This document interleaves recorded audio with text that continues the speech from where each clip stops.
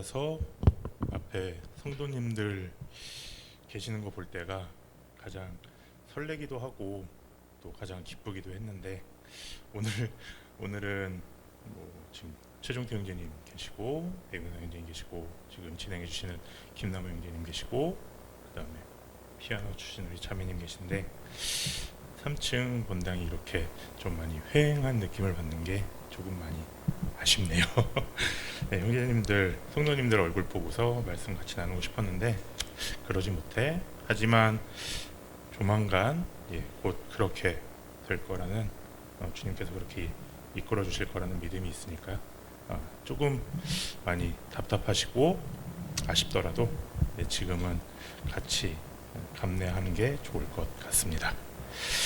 네, 계속해서 지난주까지 사사기 13장 말씀을 같이 나누셨고 오늘 제가 함께 나누고 싶은 말씀은 14장과 15장 말씀입니다. 제가 14장 1절부터 4절까지 먼저 읽도록 하겠습니다.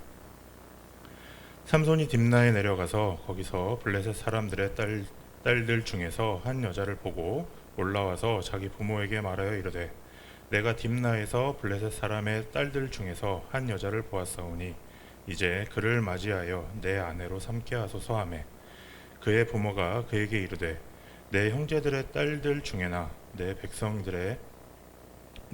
중에 어찌 여자가 없어서 내가 할례 받지 아니한 블레셋 사람에게 가서 아내를 맞으려 하느냐 하니 삼손이 그의 아버지에게 이르되 내가 그 여자를 좋아하오니 나를 위하여 그 여자를 데려오소서 하니라.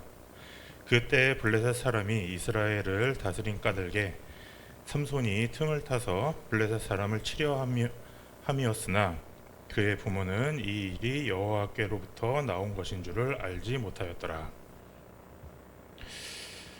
자녀가 결혼하는 문제는 굉장히 집안에서도 굉장히 큰 잔치죠. 그리고 부모가 당연히 그 결혼에 참여하는 것은 예전부터 지금까지 아주 오랜 관습입니다. 하지만 삼손의 경우 자신의 동족, 말 그대로 그러니까 이스라엘 사람이 아닌 이방인을 아내로 삼기 위함을 그의 부모가 알자 그에게 권면하고 돌이키려고 했습니다. 그 이유는 하나님께서 이방인과 결혼을 금하셨기 때문입니다. 잠깐 찾아볼 말씀이 출애굽기 34장 16절 말씀인데요. 제가 읽도록 하겠습니다. 또 내가 그들의 딸들을 내 아들들의 아내로 삼음으로 그들의 딸들이 그들의 신들을 음란하게 섬기며 내 아들들에게 그들의 신들을 음란하게 섬기게 할까 함이니라. 그리고 신명기 7장 3절 말씀입니다. 또 그들과 혼인하지도 말지니 내 딸들을 그들의 아들에게 주지 말 것이요 그들의 딸도 내 며느리로 삼지 말 것은. 하나님께서 명하셨고 지금 이스라엘의 상황이 블레셋 사람들에게 지배당하고 있는 상황이었기 때문에 삼손의 부모들은 삼손을 권면하여 그가 생각을 돌이키기를 원하였습니다. 하지만 삼손은 확고한 의사 표시를 했습니다. 3절 말씀에 내가 그 여자를 좋아하오니 나를 위하여 그 여자를 데려오소서. 당시 이스라엘에는 왕이 있지 않았고 그리고 그로 인해서 하나님이 주신 율법을 사람들에게 교육하거나 옳고 그름을 판단하지 못하고 사사기 17장 6절 말씀처럼 저마다 자신의 소견에 옳은 대로 행하였다라는 말씀이 있습니다. 삼손은 단지 자신이 보기에 마음에 들었던 블레셋 사람을 얻기에만 중점을 두었던 것 같습니다. 이 말씀에서처럼 하나님께서는 우리 스스로가 하나님께서 원하시는 길을 따라가고 순종하기를 위해 많은 말씀들로 교훈과 지식을 보여주시지만 단지 나에게 좋은 것만 따라가려는 나 자신을 볼 때 참으로 어리석다고 생각하지 않을 수 없습니다. 하지만 하나님께서는 우리에게 자유의사를 주셨고 하나님께서 선택하신 자를 통해 우리에게 교훈을 주려고 하십니다. 4절 말씀입니다. 이 일이 여호와께로부터 나온 줄 알지 못하였더라. 하나님께서는 삼손의 자유의지를 꺾으신 것이 아니고 그 일을 통해서 하나님께서 보이고자 하신 일을 새로이 이끌어 가십니다. 잠언 말씀 제가 한 구절 또 읽어드리도록 하겠습니다. 잠언 16장 9절 말씀입니다.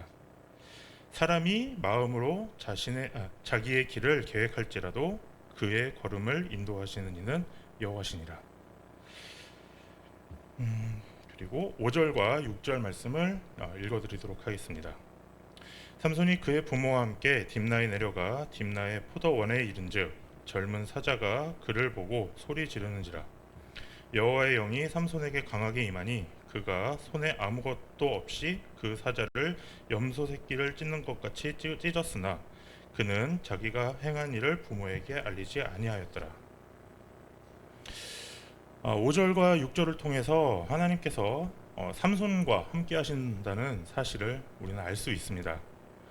여기 말씀에서 보인 것처럼 젊은 사자, 곧 그 어린 사자, 새끼라고 하기는 어렵겠지만 좀 태어난 지 새끼 시절은 지나고 하지만 이제 건장한 사자까지는 아니었겠죠. 그 아무리 어린 사자라고 하더라도 사자는 맹수였고 또 그 맹수에 한 번의 발길질 또는 그 무릇떠덤으로 사람이 충분히 죽을 수 있었지만 6절 말씀에 여호와의 영이 삼손에게 강하게 임하니 라는 말씀처럼 그 순간 하나님의 영이 삼손과 함께 하셨고 앞에서 말한 이방 여인을 아내로 삼기 위한 삼손, 즉 자신이 원하는 것을 쫓는 사람이지만 하나님께서는 선택하신 자들과 항상 하나님께서 함께 하신다는 것을 보여주시는 말씀이라고 받아들였습니다. 지금 우리에게 어떤 고난이 눈앞에 있고 정말 지금 저희 회사가 아시는 성도님들은 좀 많이 힘이 되는 기도를 저에게 주시고 해주고 계신데 저희 회사에서 조금 어려운 일이 있거든요. 근데 요 말씀을 읽을 때 그 어려운 일들이 좀 이렇게 눈앞에 좀 많이 스쳐 지나가는 것 같습니다. 정말 그 고난으로 정말 힘들고 어떻게 솔직히 헤쳐나가야 될지 잘 모르겠고 때로는 주님께서 왜 나에게 이런 고난을 또 허락을 하실까 알 수는 없지만 그 순간에도 주님께서는 고난을 이길 수 있는 힘을 저에게 허락하셨고 그리고 지혜와 주님의 영을 부어주시고 계심을 우리는 항상 잊지 않고 기도로서 주님께 간구하는 자세가 필요할 것 같습니다. 7절에서 9절 말씀입니다. 그가 내려가서 그 여자와 말하니 그 여자가 삼손의 눈에 들더라. 얼마 후에 삼손이 그 여자를 맞이하려고 다시 가다가 돌이켜 그 사자의 죽음을 본즉 사자의 몸에 벌떼와 꿀이 있는지라. 손으로 그 꿀을 떠서 걸어가며 먹고 그의 부모에게 이르러 그들에게 이것을 들여서 먹게 하였으나 그 꿀을 사자의 몸에서 떠왔다고는 알리지 아니하였더라. 정말 삼손이 보기만 해도 좋았던 여자가 말을 해봤더니 더 좋아졌던 것 같습니다. 부모와 함께 방문했으니 상견례는 그래서 마쳤던 후고 얼마 후 혼인을 위해서 다시 가던 중에 자신이 죽였던 사자의 주검을 보게 되었습니다. 그리고 그 주검에 벌떼와 함께 꿀이 고여 있는 것을 보게 되었습니다. 저는 다시 보고 싶지는 않았겠지만 삼손은 자연적으로 생긴 꿀이 좀 맛있어 보여서였을까요? 네. 삼손은 굳이 그 사자의 죽음에 있는 꿀을 떠서 가는 길에 먹고 그것을 자신의 부모에게도 주었습니다. 물론 이것을 말씀에 있는 것처럼 부모에게 알리지는 않았죠. 지난주 말씀을 기억하시는 성도님들께서는 아마 다들 알고 계시겠지만 13장 5절 말씀에 여호와의 사자가 삼손의 어머니에게 말씀을 하신 내용이 있습니다. 네, 그 말씀을 읽어드리면 보라 내가 임신하여 아들을 낳으리니 그의 머리 위에 삭도를 대지 말라. 이 아이는 태에서 나옴으로부터 하나님께 바쳐진 나실임이 되니라. 삼손은 어머니에게 잉태되었을 때부터 나실인이었습니다. 그렇다면 저는 이 나실인을 다시 한번 상기시켜드리기 위해서 말씀을 좀 잠깐 드리고 싶은데요. 민수기 6장 1절에서 8절 말씀입니다. 여호와께서 모세에게 말씀하여 이르시되 이스라엘 자손에게 전하여 그들에게 이르라. 남자나 여자가 특별한 서원 곧 나실인의 서원을 하고 자기 몸을 구별하여 여호와께 드리려고 하면 포도주와 독주를 멀리하며 포도주로 된 초나 독주로 된 초를 마시지 말며 포도즙도 마시지 말며 생포도나 건포도도 먹지 말지니 자기 몸을 구별하는 모든 날 동안에는 포도나무 솟아는 씨나 껍질이라도 먹지 말며 그 서원을 하고 구별하는 모든 날 동안 삭도를 절대로 그의 머리에 대지 말 것이라. 자기 몸을 구별하여 여호와께 드리는 날이 차기까지 그는 거룩한즉 그의 머리털을 길게 자라게 할 것이며 자기의 몸을 구별하여 여호와께 드리는 모든 날 동안은 시체를 가까이 하지 말 것이요 그의 부모 형제 자매가 죽은 때에라도 그로 말미암아 몸을 더럽히지 말 것이니 이는 자기의 몸을 구별하여 하나님께 드리는 표가 그의 머리에 있음이라. 자기의 몸을 구별하는 날 동안 그는 여호와께 거룩한 자니라. 나실인의 사전적 의미는 구별된 자라는 뜻으로 일평생 혹은 특별한 헌신을 위해 한시적으로 세상과 단절하고 스스로 구별하여 하나님께 자신을 봉헌한 자라고 합니다. 그렇다면 말씀에서처럼 나실인이 세 가지를 하지 말아야 하는데, 첫째가 포도나무에서 나오는 소산물을 어떤 것도 먹을 수 없고, 두 번째가 시체를 가까이 할 수 없으며, 마지막으로 서원, 즉 하나님 앞에서 맹세하여 소원을 세우는 서원 기간 동안 머리카락에 칼을 대지 말아야 합니다. 말씀에서처럼 삼손은 태에서부터 나실인이었으므로 앞서 말한 세 가지를 모두 하지 말아야 하는데, 그는 사자의 주검, 즉 시체에 손을 댐으로써 나실인에 대한 서약을 위반하였고 제의적으로 깨끗하지 않게 된 것을 말씀해주고 계십니다. 10절에서 14절 말씀입니다. 삼손의 아버지가 여자에게로 내려가매 삼손이 거기서 잔치를 베풀었으니 청년들은 이렇게 행하는 풍속이 있음이더라. 무리가 삼손을 보고 30명을 데려와서 친구를 삼아 그와 함께 한지라. 삼손이 그들에게 이르되 이제 내가 너희에게 수수께끼를 내리니 잔치하는 이래 동안에 너희가 그것을 풀어 내게 말하면 내가 배옷 30벌과 겉옷 30벌을 너희에게 주리라. 그러나 그것을 능히 내게 말하지 못하면 너희가 내게 배옷 30벌과 겉옷 30벌을 줄지니라 하니 그들이 이르되 내가 수수께끼를 내면 우리가 그것을 들으리라 하매 삼손이 그들에게 이르되 먹는 자에게는 먹는 것이 나오고 강한 자에게서 단 것이 나왔느니라 하니라. 그들이 사흘이 되도록 수수께끼를 풀지 못하였더라. 삼손은 아버지와 함께 여자의 집에 가서 잔치를 열었습니다. 사사기 시대 때는 혼인 잔치를 통상적으로 7일간 열었습니다. 그리고 혼인 잔치는 보통 남자의 집에서 열렸는데 지금 말씀에서 하신 것처럼 이번에는 여자의 집에서 잔치를 열었죠. 그렇게 되면 보통 삼손이 처가살이를 했을 것이라고 판단할 수 있습니다. 당시 처가살이는 여자는 계속해서 그 여자의 아버지 집에서 지냈고 남자가 주기적으로 그 아내를 방문하는 형식으로 지냈었습니다. 또한 말씀에서 그 7일 동안 잔치를 벌였다고 했는데 혼인 잔치에는 분명히 포도주가 제공되었을 것이고 삼손은 아마도 포도주를 마셨지 않을까라는 생각이 들긴 하지만 이로써 혹시 또 그가 포도주를 가까이 했다면 또 한번 나실인의 서약을 다시 한번 위반했을 것이라고 판단되어집니다.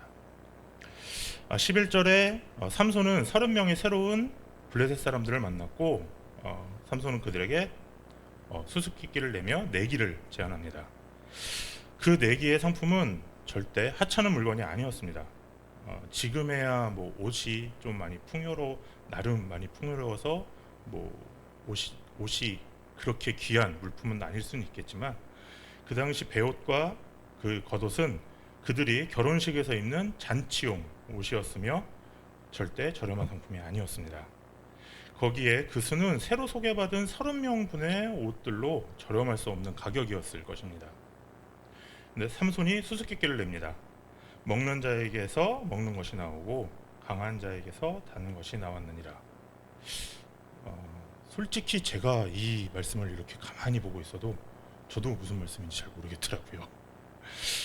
이것은 오로지 삼손만 알 수 있는 수수께끼였습니다. 블레셋 사람들 30명은 사흘이라는 잔치 기간 동안 서로 고민하고 의견도 나눴겠지만 이것을 알아낼 수 없었습니다. 그리고 이후에 나오는 말씀에 삼손의 아내 그리고 그들의 같은 동족이었던 블레셋 여인을 협박하는 장면이 나옵니다. 네, 15절과 16절 말씀을 읽어드리도록 하겠습니다. 일곱째 날에 이르러 그들이 삼손의 아내에게 이르되 너는 내 남편을 꾀어 그 수수께끼를 우리에게 알려달라 하라. 그렇지 아니하면 너와 내 아버지의 집을 불사르리라. 너희가 우리의 소유를 빼앗고자 하여 우리를 청한 것이 아니냐. 그렇지 아니하냐 하니 삼손의 아내가 그의 앞에서 울며 이르되 당신이 나를 미워할 뿐이요 사랑하지 아니하는도다. 우리 민족에게 수수께끼를 말하고 그 뜻을 내게 알려주지 아니하는도다 하는지라. 삼손이 그에게 이르되 보라 내가 그것을 나의 부모에게도 알려주지 아니하였거든 어찌 그대에게 알게 하리요 하였으나.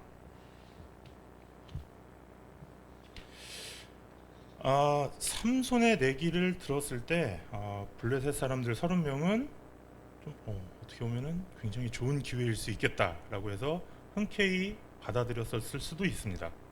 하지만 날이 점점 차오니까 그들은 많이 다급해졌습니다. 그들은 단지 결혼식에 초대받아서 갔을 뿐이고 또 나름 좋은 기회일 것 같아 삼손과 내기를 했습니다. 근데 그 좋은 기회가 그들의 악수로 변하자 그들은 점점 다급해졌고 급기야 혼인잔치의 신부까지 협박을 하게 되었습니다. 신부 입장에선 굉장히 무서웠을 것입니다. 어떻게 보면 그 결혼식의 주인공이었을 신부가 하객들에게 협박을 받게 되었습니다. 그러자 그 수수께끼를 낸 자신의 남편을 어떻게 보면 또 다시 다그치죠. 하지만 삼손은 자신의 부모에게조차 말하지 않은 것을 어떻게 알려줄 수 있냐고 말합니다. 어떻게 보면 자신의 부모에게조차 말하지 않은 것 혹은 말할 수 없었던 것이었겠죠. 13장 5절에 하나님의 사자가 말했던 나시린의 서약을 위반한 사안을 수수께끼로 낸 것이었으니까요. 몇 날 며칠을 울며 매달린 신부 덕에 삼손은 수수께끼의 답을 신부에게 말해줍니다. 그리고 그녀는 이것을 자신과 자신의 친정의 안위를 위해서 자신을 협박한 30명의 무리에게 해답을 알려줍니다. 17절과 18절 말씀입니다. 7일 동안 그들이 잔치할 때 그의 아내가 그 앞에서 울며 그에게 강요함으로 일곱째 날에는 그가 그의 아내에게 수수께끼를 알려주매 그의 아내가 그것을 자기 백성들에게 알려주었더라. 일곱째 날 해 지기 전에 성읍 사람들이 삼손에게 이르되 무엇이 꿀보다 달겠으며 무엇이 사자보다 강하겠느냐 한지라. 삼손이 그들에게 이르되 너희가 내 암송아지에 밭갈지 아니하였더라면 내 수수께끼를 능히 풀지 못하였으리라 하니라. 삼손은 배신감에 휩싸였을 것입니다. 아버지의 만류에도 불구하고 자신의 마음에 들어서 선택한 여자가 자신의 믿음을 저버렸습니다. 19절과 20절 말씀입니다. 여호와의 영이 삼손에게 갑자기 임하시매 삼손이 아스글론에 내려가서 그곳 사람 30명을 쳐 죽이고 노력하여 수수께끼 푼 자들에게 옷을 주고 심히 노하여 그의 아버지의 집으로 올라갔고 삼손의 아내는 삼손의 친구였던 그의 친구에게 준 바 되었더라. 아스글론은 당시 블레셋의 5대 성읍들 중에 하나였습니다. 어떻게 보면 서울, 부산, 대구, 대전, 전주, 아마 전주쯤 되지 않았을까 싶은데요. 하나님께서는 어리석은 선택을 하고 자신 스스로 나실인의 서약을 깨버린 삼손을 통해 하나님께서 이루시려고 했던 1인 이스라엘의 압제를 풀기 위해 삼손을 통해 블레셋을 치셨습니다. 그리고 15절 1절에서 3절 말씀입니다. 얼마 후 밀 거둘 때 삼손이 염소 새끼를 가지고 그의 아내에게로 찾아가서 이르되 내가 방에 들어가 내 아내를 보고자 하노라 하니 장인이 들어오지 못하게 하고 이르되 내가 그를 심히 미워하는 줄 알고 그를 내 친구에게 주었노라. 그의 동생이 그보다 더 아름답지 아니하냐 청하노니 너는 그를 대신하여 동생을 아내로 맞이하라 하니 삼손이 그들에게 이르되 이번은 내가 블레셋 사람들을 해할지라도 그들에게 대하여 내가 허물이 없을 것이라 하고 삼손이 다시 그의 아내에게 찾아왔습니다. 처가에 방문할 때 삼손은 염소를 선물로 가지고 갔습니다. 하지만 14장 19절 말씀에서 나왔던 것처럼 삼손이 심히 노하였고 떠났을 때 삼손의 장인은 삼손이 그의 아내를 심히 미워하는 줄 알고 그의 아내를 삼손의 친구에게 주었다고 했습니다. 여기서 그 미워했다는 말에 약간 좀 저는 그 성경 구절을 좀 찾아보다가 보니까 밑에 주석에 이런 안내가 되어 있더라고요. 히브리어로 미워한다는 단어는 이혼할 때 사용되어지는 용어로서 삼손의 장인은 삼손이 그의 아버지로 돌아갈 때 자신의 딸과 이혼했다라고 판단했을 수도 있다라는 말씀이 있었습니다. 그리고 삼손의 장인은 말하죠. 그의 아내였던 여자에게 동생이 있는데 그를 아내로 맞이하라고 합니다. 3절 말씀에 삼손은 이러한 이름이 있으므로 블레셋 사람들 해하는 것의 정당성을 찾아왔습니다. 4절과 5절 말씀입니다. 삼손이 가서 여우 300마리를 붙들어서 그 꼬리와 꼬리를 메고 회를 가지고 그 두 꼬리 사이에 한 회를 달고 회에 불을 붙이고 그것을 블레셋 사람들의 곡식밭으로 몰아 들여서 곡식단과 아직 배지 아니한 곡식과 포도원과 감람나무들을 불사른지라. 15장 1절 초반 말씀에 나왔던 것처럼 삼손이 그의 처가를 방문했을 때는 추수할 시기였습니다. 그러나 그 시기에 그는 여우 300마리를 잡았고 그리고 2마리씩 묶어서 짝지어서 그 여우 꼬리 한 쌍에 횃불 켤 때 써는 그 회에 회를 달고 그 다음에 불을 켰죠. 그리고 그 여우들을 몰아서 아직 추수가 덜 된 그리고 추수를 하였지만 거두지 아니한 그리고 포도원과 감람나무에게 다 풀어놔서 그것들을 전부 불살라 버렸습니다. 여기서 그 여우를 과연 삼손이 정말 아무리 날쌔더라도 여우를 어떻게 잡았을까? 그것도 한두 마리도 아니고 300마리를 어떻게 잡았을까라는 생각이 저는 살짝 의구심이 들더라고요.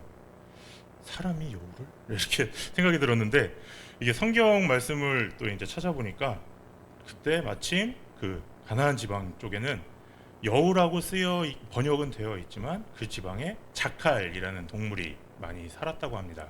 근데 또 그 자칼을 여우로 이렇게 그러니까 오 번역이 됐을 수도 있지만 그 여우라는 것을 자칼로 이제 말씀을 지칭한다고 하더라고요. 근데 자칼이 여우보다는 조금은 잡기가 조금 더 수월하다고 합니다. 근데 그러면 또 저는 또 다른 생각이 들더라고요. 어떻게 삼손은 300마리나 잡을 수 있었던 그 자칼을, 그 사람들은 자신의 추수한 것이 다, 그러니까 그 곡식이 다 익은, 밀이 다 익은 것을 다 불태울 때까지 그들은 왜 또 잡지 못했을까? 자칼이 그렇게 잡기 쉬운 거라면, 이런 생각이 들었는데, 가만히 생각해 보니까 자칼들 꼬리에는 불이 붙어 있더라고요. 예, 굉장히 뜨거웠을 것 같습니다. 네. 그래서 아마 그들은 잡지 못하고 어떻게 보면 정말 손을 놓을 수밖에 없는, 왜냐하면 150 쌍이나 되는 그 자칼들이 이리 뛰고 저리 뛰고 했을 텐데, 정말 그것을 봤을 때 블레셋 사람들의 어떻게 보면 분노는 정말 이루 말할 수 없었을 것 같습니다. 네, 6절에서부터 8절 말씀입니다. 블레셋 사람들이 이르되 누가 이 일을 행하였느냐 하니, 사람들이 대답하되 딥나 사람의 사위 삼손이니 장인이 삼손의 아내를 빼앗아 그의 친구에게 준 까닭이라 하였더라. 블레셋 사람들이 올라가서 그 여인과 그의 아버지를 불사르니라. 삼손이 그들에게 이르되 너희가 이같이 행하였은즉 내가 너희에게 원수를 갚고야 말리라 하고, 블레셋 사람들의 정강이와 넓적다리를 크게 쳐서 죽이고 내려가서 에담 바위 틈에 머물렀더라. 방금 제가 말씀드렸던 것처럼 추수 시기에 정말 공들여서 정말 키운 밀이 모두 불타버렸고, 포도원과 감람나무, 즉 올리브 나무가 모두 재로 변했습니다. 이런 일을 당한 블레셋 사람들은 일으킨 범인을 찾았고, 삼손이 이 일을 저지른 이유까지 듣게 되었습니다. 이에 블레셋 사람들은 자신의 재물, 즉 타버린 밀과 포도원, 감람나무들처럼 삼손의 장인과 아내를 불살라버렸고, 이것을 빌미로 다시 삼손은 원수를 갚고자 수많은 블레셋 사람들을 닥치는 대로 죽였습니다. 어떻게 보면 블레셋 사람들의 마음도 좀 한편으로는 이해가 될 수도 있겠지만, 또 다른 한편으로는 정말 좀 이게 너무한 게 아닌가, 이렇게 자신의 소산물들이 다 타버렸다고 어떻게 그 사람을 이렇게 불태울 수 있을까라는 생각이 들었는데, 정말 이 말씀을 통해서 제가 들었던 생각은, 정말 그 당시에 하나님께서 그 블레셋 사람들을 정말 그 이스라엘 사람들을 구원시키셔야겠다는 목적도 있으셨겠지만, 정말 이렇게 정말 하나님을 믿지 않는 자들이 정말 그들의 신을 믿고 정말 이렇게 무자비한 짓을 저지르는 것이 정말 하나님 보시기에도 정말 노하실 수밖에 없는 상황일 것 같았습니다. 그리고 이 말씀에서처럼 추후에 삼손은 정말 그 힘이 들었던 것 같습니다. 그 에담 바위 틈에서 정말 내려가서 쉬고 있었습니다. 9절에서 13절 말씀입니다. 이에 블레셋 사람들이 올라와 유다에 진을 치고 레이에 가득한지라.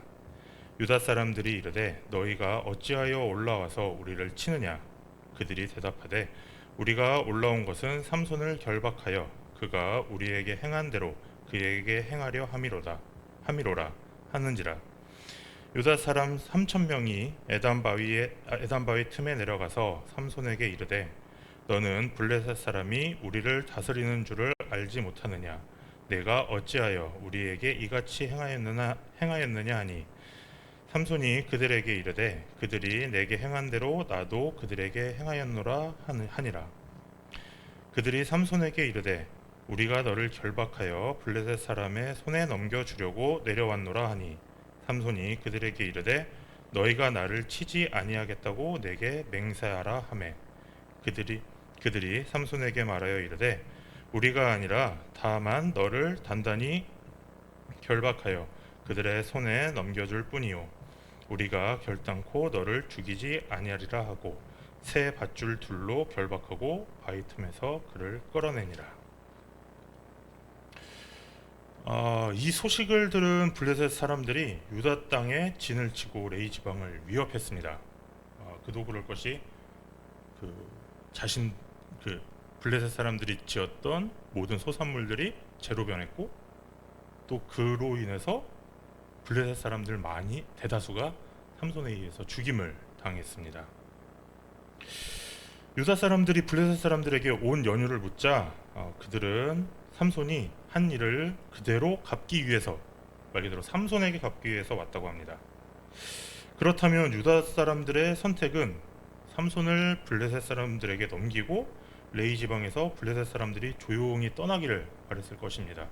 왜냐하면 지금은 그들이 블레셋 사람들에게 그 지배를 받고 있었던 상황이고, 그 일제 시대처럼 뭔가 꼬투리 하나 잡히면 정말 힘든 고난의 시간을 보내야 됐기 때문에 그들로서도 그냥 삼손을 빨리 조용히 이렇게 쉬쉬하면서 넘겨주길 바랬던 것 같습니다.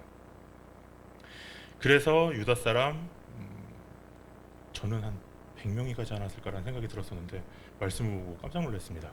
3,000명이 삼손을 찾아서 에단바위 틈으로 갔습니다.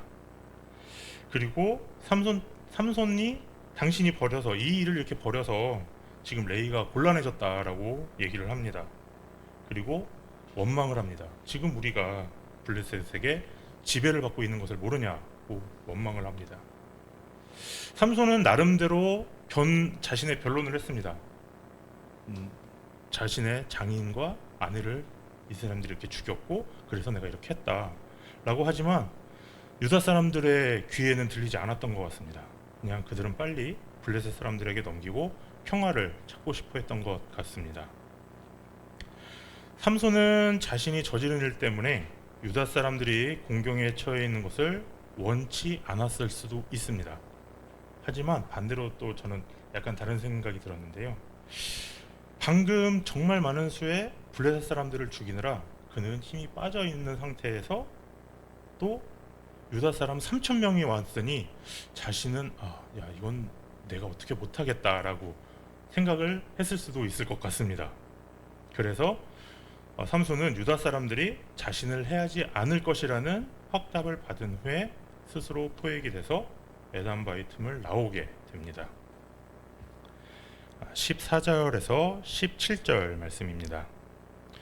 삼손이 레이의 이름에 블레셋 사람들이 그에게로 마주 나가며 소리 지를 때 여호와의 영이 삼손에게 갑자기 임하심에 그의 팔 위에 밧줄이 불탄 삼과 같이 그의 결박되었던 손에서 떨어진지라.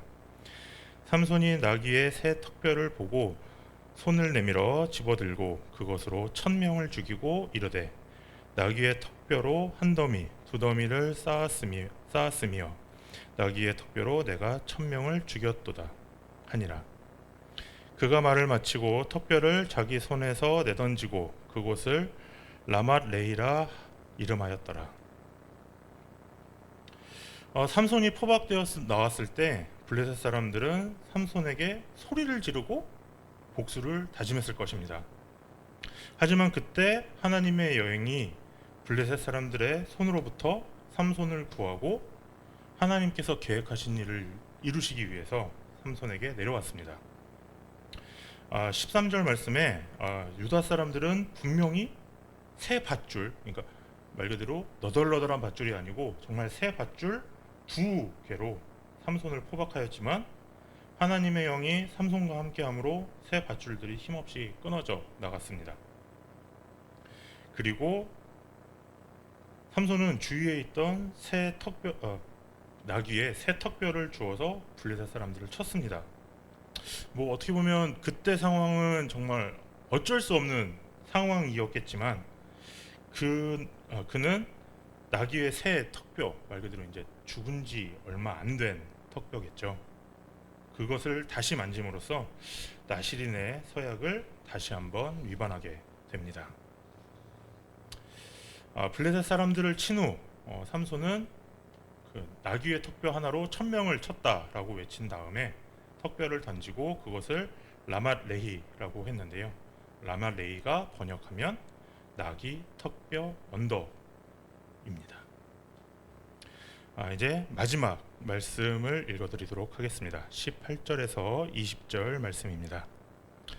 삼손이 심히 목이 말라 여호와께 부르짖어 이르되 여호와 주께서 종의 손을 통하여 이 큰 구원을 베푸셨사오나 내가 이제 목말라 죽어서 할례 받지 못한 자들의 손에 떨어지겠나이다 하니 하나님이 레이에서 한 우묵한 곳을 터뜨리시니 거기서 물이 솟아나오는지라 삼손이 그것을 마시고 정신이 회복되어 소생하니 그러므로 그 샘 이름을 에나꼬레라 불렀으며 그 샘이 오늘까지 레이에 있더라.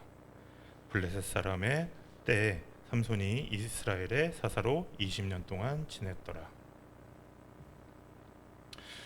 말씀에서처럼 삼손은 정말 지쳤습니다. 블레셋 사람들에게 아내와 장인의 원수를 갚고 또 블레셋 사람 1000명을 나귀 턱뼈 하나로 쳤습니다. 그러고서 삼손은 하나님께 구합니다.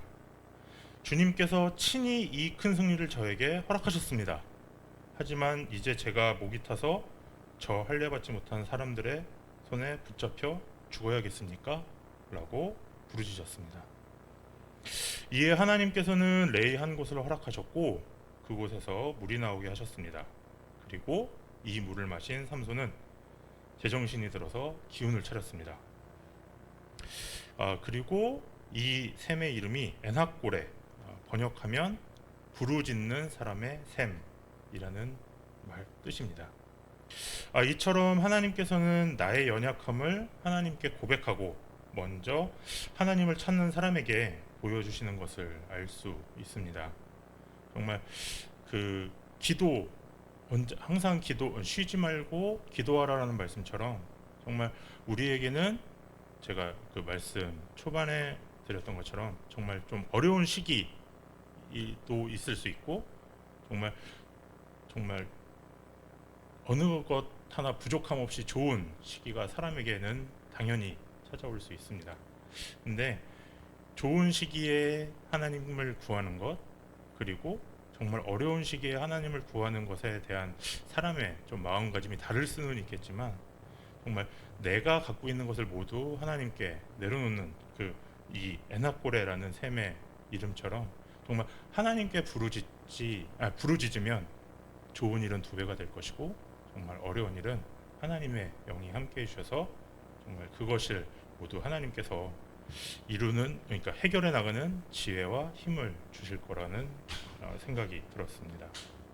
그리고 나의 연약함을 하나님 앞에 드러낼 때 하나님께서는 그 모든 필요를 더해 주십니다.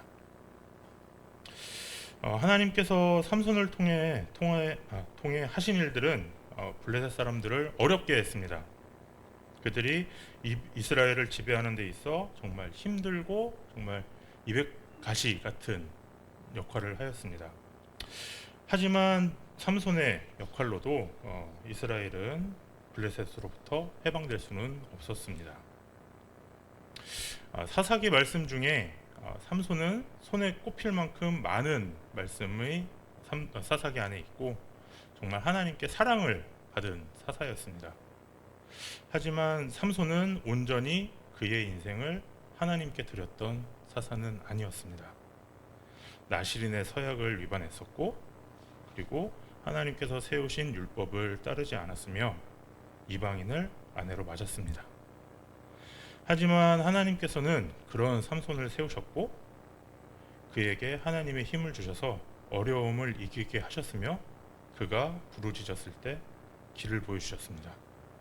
그리고 그를 통해서 정말 부족한 그를 통해서 하나님께서 계획하신 일들을 이루셨습니다. 우리는 하나님께서 선택하신 하나님의 자녀들입니다. 코로나라는 질병 그리고 요즘에는 좀 코로나 때문에 약간 좀 잠잠해진 것 같지만 차별금지법 같은 법제 속에서 우리가 구할 수 있는 그리고 기도할 수 있는 분은 오직 주님 분이신 것 같습니다. 네. 기도하고 말씀 마치도록 하겠습니다. 주님